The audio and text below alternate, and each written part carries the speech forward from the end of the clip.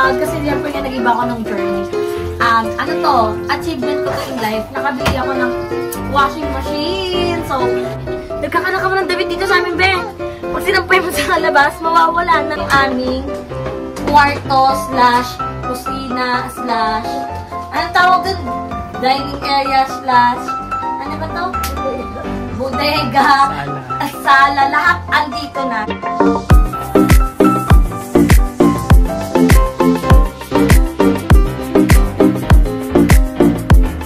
Hi guys! Welcome back to my YouTube channel! Ayan, so for today's video, first time ko lang ulit i-share sa inyo itong bahay. At simula nung lumipat ako dito, ay hindi na ako nagkaroon ng house tour. Ang pinakalas na naganap dito ay yung empty house tour. Tapos the rest, nag-ibang journey na ako ng vlog. Umiyak si Gab ngayon kasi kala niya umalis na kami. Wait lang. Wait! Nandito lang ako nagbablog. Baliw-baliw ka. Nagbablog lang si Mami o watch ikaw. So, ayan, ipapakita ko sa inyo yung aming bahay kasi ngayon ko lang ito ipapakita sa inyo at i-share sa inyo dahil simula nung lumipat ako dito, 1 year na. Hindi, ano na, 13 months na. Diyan ka lang. 13 months na kaming nakatira dito. Uy! Tara dito, putik. Ay, nako. 13 months na kaming nakatira dito at lately lang din, nalipat ko dito sila mama at hindi na ako nakapag-vlog kasi naging active na kami sa channel ng BNT. So, hindi ko na talaga siya napakita sa inyo. So, pag pumasok kayo sa bahay namin, ayan, may makikita kayong gate. Ayan. Actually, pag pumasok kayo, may gate ulit. Ayan. May gate muna. Tapos, wow, ang dungs mo. Tapos, after mo pagpasok dito, may gate ulit. So, tara. Pasok na. Go nilo! Buksan mo to! Buksan mo to. Ayan, may ano na doon. Shanan! Ayan na! Ang luwag na! Ay, ang sikip na pala. Tara na, papasok na tayo. Sige, makakapag-vlog ako eh. So, pagpasok niya sa bahay, naalala ko nung empty house tour, sobrang luwag pa nito. As in, sobrang luwag pa. Pero syempre, kailangan natin mag-invest ng mga gamit. At hindi ko na kayo na-update kung ano yung mga gamit na nabili ko dito sa bahay. So, sasara natin yung gate kasi tatakbo to si Gab. Ayan, pinatakpan ko na ng cortina kay mama. Pero medyo madumi pa yung cortina. Papapalitan natin. Kasi kitang-kita tong bahay at wala kaming padlock dito. So, ginawa ko, pinatakpan ko at pinalagyan ko ng padlock para safe sila mama. Kasi nung ako lang din nakatira dito, may padlock talaga. Nilalak ko talaga to.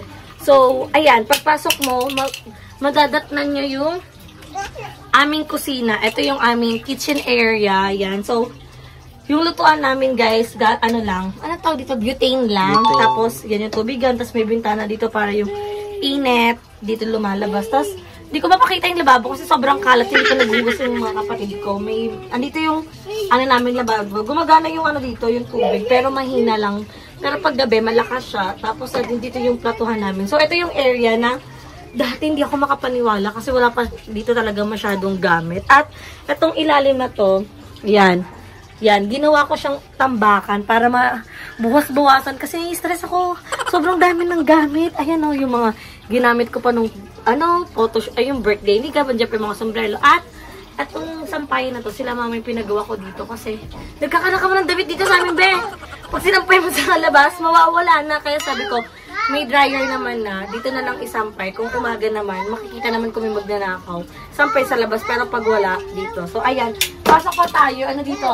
Okay yan! Ayan. So, andito yung aming shoe area. Ito yung aking shoe rack. Na dati, sapatos ko at sapatos lang ni Gab yung nandito. Ngayon, buong pamilya ko na. May maleta dito kasi ito yung gamit nila mama nung lumipat dito.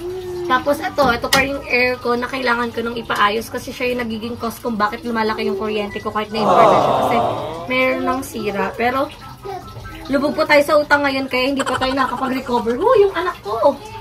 Tapos, ayan, ito yung mga shoe rack. Tapos dito nilalagay yung mga madudumi. Sila mama na yung naglalaban ng damit ko. So, yun yung help nila sa akin. Kahit pa kayo nagbabayad, sila naman yung naglalaban ng gamit ko. Ganon. At ito naman yung aming pang malakas. CR! Oh, siya yung CR namin. Lagi itong malinis kasi gusto ko talaga na laging malinis yung CR. At di naman nila ako binigo. So, safe tong CR na to kasi, may pinto dito, di cortina, may takip dito. At, ayan, nandito pa rin, buhay pa rin yung mga map na binili ko, guys. Ayan o, naalala nyo ba yan? yan yung mga binili natin nung nasa DV Mall tayo. Buhay pa yung mga gamit natin. Ayan! Ayan! Diba? Buhay pa. At, hindi ko na-share ka sa vlog kasi nga pa nag-iba ako ng journey. Ano to? Achievement ko to in life. Nakabili ako ng washing machine. So, naawa kasi ko yung mama kasi di kamay lang siya. Tapos, ang daming damit ni Gab. So, parang, syempre, pag baby, di ba, maggrabe yung dumi ng damit. Kaya, napabili tayo ng washing. O, di ba? Perfect. Dito na nakapwesto kasi dapat, nung ako lang mag-isa, dito nakapwesto yung washing. Wala nang space, be, nung nandito na sila. Tapos, ayan, andito yung aming gripo. Lagi lang siya bukas kasi mahina yung tubig dito sa amin. Kaya, dito namin binubuksan. At yan, may sampayan pa din. Tapos, yan, mga higaan ni Gab. Dito, normal na CR. Simple lang yung CR, pero ayoko din kasi na malaking CR, diba? So, ito lang yung aming simpleng CR. So, pagpasok nyo ng gate, makita nyo yung kitchen area namin, tapos yung hallway, tapos yung CR na. So, after natin mapunta dito sa CR na sobrang init, bagot dito, sobrang init. So, ayun pala guys, so, ayan, nakadoktong yung hose ng aircon ko dito para wala nang tulo-tulo kasi natatakot ako kasi nga si Gab madulas. Kaya, dito ko nalang pinadiretso, at least diretso na yung tubig. So, dito naman tayo next pupunta. Yan na si Gab ng gugulo. Ito yung regalo ng Princess and Ron Furniture. Ito yung, regalo nila kay Gab na nagagamit pa rin namin until now. Tapos, ayan, papasok na tayo sa pinto. Ito yung door. Ayan, no, pagpasok ng gate, may door pa, kaya safe na safe. So, pagpasok ng bahay. Gabriel, bye-bye! Bye-bye, Gab! Bye-bye! Dito na kami sa loob. Sarado muna natin to. Yung kwarto, para hindi nyo muna mga. So, ito yung aming kwarto / kusina / anong tawag dun? Dining area / ano ba to? Bodega. Sala. Lahat andito na. So, ito yung binili ko guys na dining set na dati 4-seater siya. Ngayon nakukonsume na siya lahat ng tao dito sa amin. At yan, buhay pa rin yung mga ni Gab. Ano ba ito nga? Sterilizer ni Gab. Tapos yan, nandito yung mga baso. Ito yung ratan na mesa. Tapos meron na din kaming aquarium dahil sa anak ko. Malag ka talaga! So, ito yung ni Gab. Ito yung drawer ni Gab. Dati nasa loob to ng kwarto. Ngayon nilabas ko na kasi kailangan natin mapagkasya yung mga gamit. At, ito yung kanyang aquarium. Ito yung lagi niyang iniiyakan. Yung mga isda na yan. Ano to, Gam? Gam, ano to, Gam? What's this? Fish. Wow, galing nga, fish. Tapos dito naman natutulog sila, Papa. So, plano ko ito papinturahan kasi si Gab. Tingnan niyo naman, ginawa niya sa dingding. Diba yan? Tapos yung sopa ko, ito pa rin. Dito natutulog yung kapatid ko. Nandyan yung tatay ko. Tapos yan yung maleta. Tapos ayan, yung crib ni Gab. Instant cabinet. Kakag. Tapos, ang sikip na nga ng bahay namin. Tingnan mo. Regalo to na. Ako na yung gamit dati. Mga damit na lang pinapasok. Nakalakaw na yung ang lit ng bahay namin. Si Gab, kompletong-kompleto si Gab sa gamit. So, syempre, pag hindi na gamit, sayang din naman. So, yung slide nito, regalo to ni Ninong Rochelle kay Gab, yung dentista ko. So, yan, nagagamit yan na itong slide na to. Tapos, yan. Wow! Kaka! Ice cream!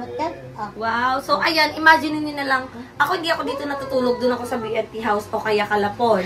So, doon ako natutulog. At dito ang natutulog sila, Mama, Papa, tapos si Gab. So, ito naman yung kwarto. Kaya plano ko na talagang pinturahan to. Siyempre, nung tumira kami dito, maayos to. Kaya, kailangan maayos pa din para maging presentable. At magpo-focus ako dito sa bahay na to. Kasi, nag-iisip ako ng pwede kong gawin dito para maging maganda tsaka magkasya kami talagang lahat. Kasi hirap na lumipat ng bahay, another payment na naman.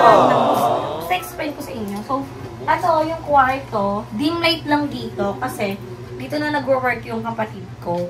Work from home siya. So, yan. Ito yung higaan pa rin natin, yung sofa bed natin. So, pag wala ko dito, siya yung natutulog. Tapos yung anak niya, pati si Gab. So, yung tatlo dun sa labas. At, guys, tignan nyo, so sobrang di nakasya yung gamit namin. Yung dalawang sopa, pinagpatong na lang. Kasi wala na talagang space. At ito yung drawer ko. Tapos yung isang drawer na dun na sa labas. Yung drawer ni Gab. Tapos nagbawas na ako ng gamit ni Gab. Kasi naka-imbak na lang. Hindi ko naman na magagamit yun. Tapos ayan, dyan pa yung aircon natin na lumalaban pa naman yung lamig niya. So, patay siya ngayon. Tapos itong electric fan, tipid to sa tipid to sa kuryente, yung aircon na lang yung nagkukonsume talaga ng bonggang kuryente. Kaya lang, pag di kasi binuksan yung aircon, mainit. Eh, syempre wala pa tayong paggawa, kaya tiis-tiis muna. Pero kailangan na natin siyang ipagawa dahil nagkukonsume siya, kaya lumalaki yung kuryente ko talaga. So, ayan, tapos may mga gamit na dito. At, andito yung lip tint ko. Nakita ko na. So, ayan, dito nag-work yung kapatid ko. Ayan. So, yan. Ito lang yung simple na bahay namin. At, ngayon ko lang to napakita sa inyo. Simula nung nakalipat kami dito. Kasi, empty house tour lang yung napakita ko sa inyo. Yung pagbili ng mga gamit. Yun lang. Tapos, the rest, wala na. So, ngayon, nag-iisip ako ng mga pwedeng gawin dito sa bahay para magkasya kaming lahat. So, nagpaplano ako dito ng parang loft, ano yung tawag doon? Loft bed. Yan, para dito sa baba yung kuya ko, tapos sa taas kami.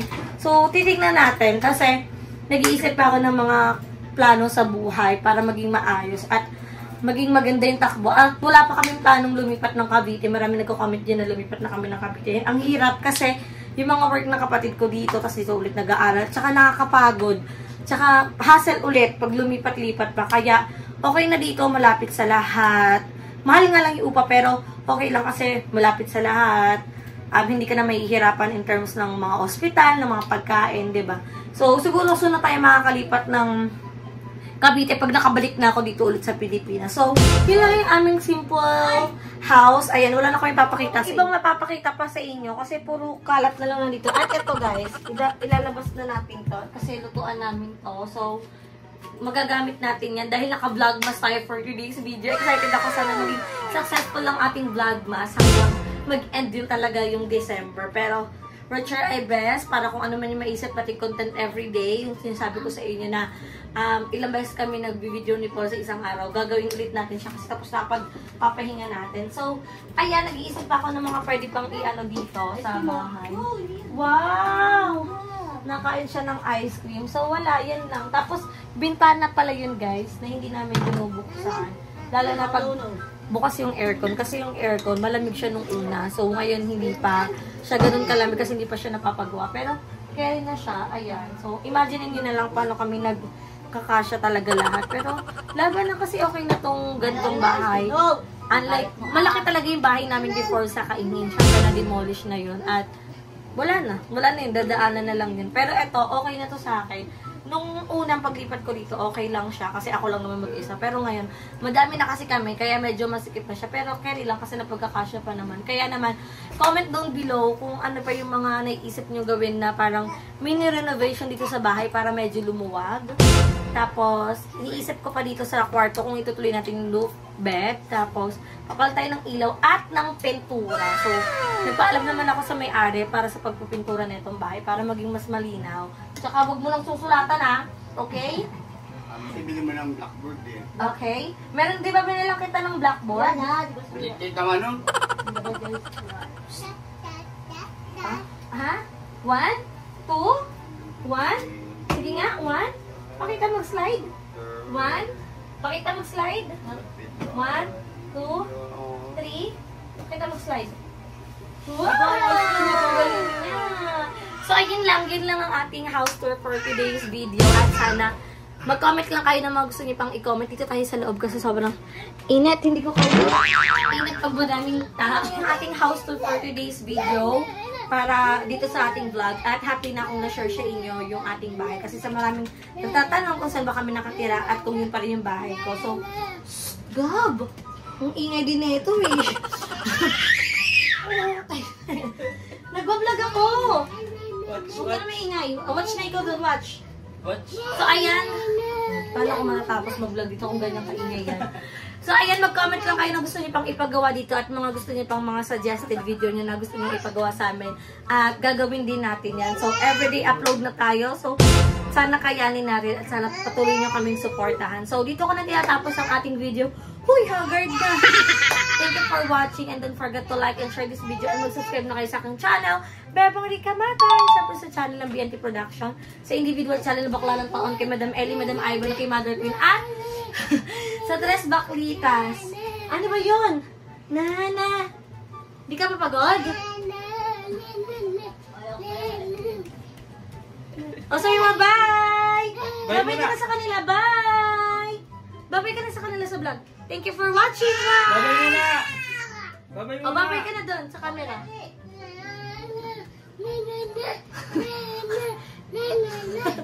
Bye-bye, guys!